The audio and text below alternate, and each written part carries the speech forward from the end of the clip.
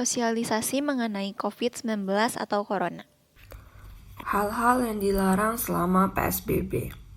Pelanggaran kegiatan sosial budaya seperti pertemuan politik, olahraga, hiburan, akademik, dan budaya. Pembatasan transportasi. Tempat transportasi umum tetap berjalan dengan pembatasan penumpang dan jaga jarak. Transportasi roda 2 tidak mengangkut penumpang dan hanya barang.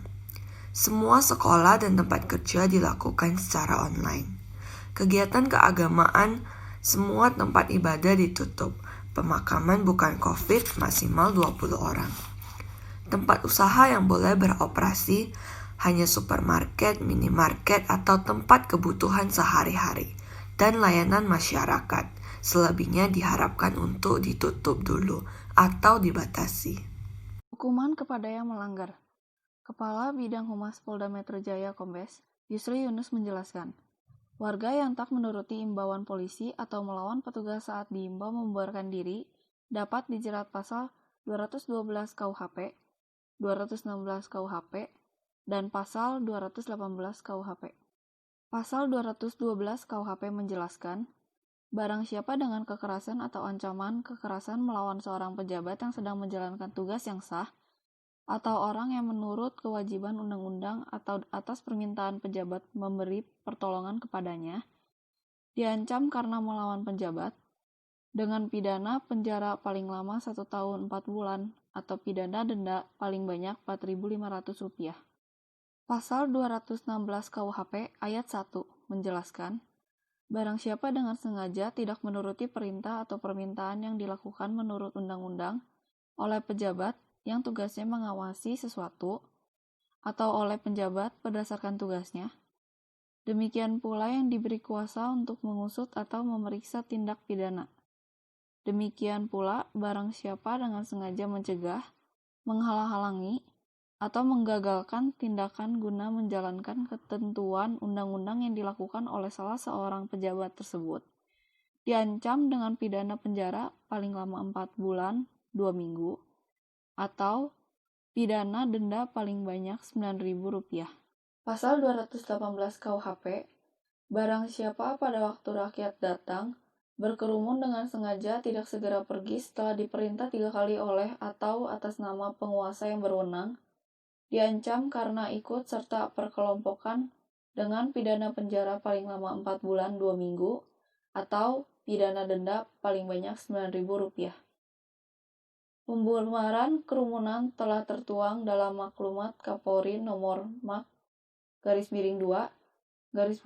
Romawi 3 2020 tentang kepatuhan terhadap kebijakan pemerintah dalam penanganan penyebaran virus corona COVID-19. Cara yang dapat dilakukan untuk mencegah penyebaran COVID-19 atau Corona. Yang pertama adalah cuci tangan setelah memegang barang dan sebelum makan. Yang kedua adalah jaga jarak dengan orang lain. Yang ketiga adalah menutup mulut dengan sikut saat batuk. Yang keempat adalah jangan menyentuh wajah. Yang kelima adalah usahakan untuk tidak keluar rumah. Di sini saya menyertakan beberapa video mengenai pentingnya cuci tangan dan berjaga jarak. Silakan menyimak videonya. Sudah pada tahu kan? Kalau salah satu cara membunuh virus corona adalah dengan CTPS alias cuci tangan pakai sabun. Sudah tahu juga kan, biar virus coronanya mati, CTPS-nya minimal harus 20 detik. Nah, hari ini ayah mau berbagi pengetahuan. Kenapa minimal harus 20 detik?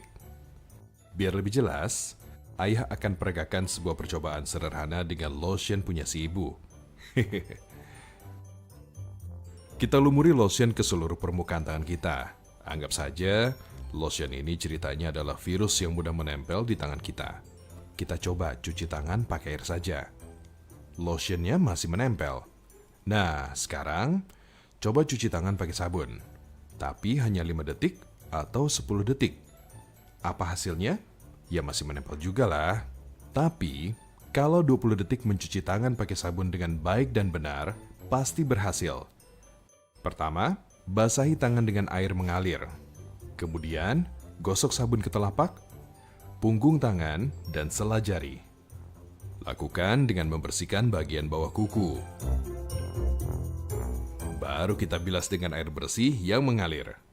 Terakhir, keringkan dengan tisu, handuk, atau kain bersih lainnya. Kalau nggak percaya, bisa dicoba loh. Ingat, 20 detik waktumu bisa jadi penyelamatmu.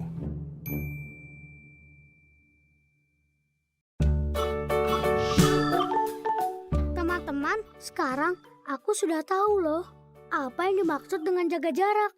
Ibu menjelaskannya padaku saat pulang dari pasar.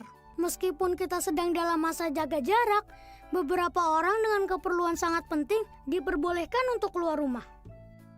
Misalnya para pekerja seperti petugas kesehatan, keamanan, kebersihan, dan pelayanan publik. Juga orang-orang seperti ibuku yang perlu ke pasar, ke apotik, atau juga ke puskesmas. Saat ibu di kendaraan umum, ibuku harus menjaga jarak dengan orang lain. Juga pada saat di pasar, ibuku menjaga agar tetap berjarak dengan orang lain minimal 1 meter. Hal ini untuk menjaga biar kalau ada orang yang batuk atau bersin, ibuku nggak kena percikan ludahnya. Karena kan tidak semua orang dengan virus corona menunjukkan gejala sakit. Dan jangan lupa untuk menerapkan etika batuk, yaitu menutup mulut dengan tisu atau sapu tangan maupun menggunakan siku bagian dalam. Ibuku juga pintar. Setiap kali habis menyentuh barang yang juga banyak disentuh oleh orang lain, ibuku menggunakan penyanitasi tangan. Tapi kalau ada keran buat cuci tangan pakai sabun, akan lebih bagus lagi sih. Barulah setelah ibu bersih-bersih badan, ibu bisa bersantai bersamaku dan ayah. Ingat ya, jaga jarak dan selalu jaga kebersihan.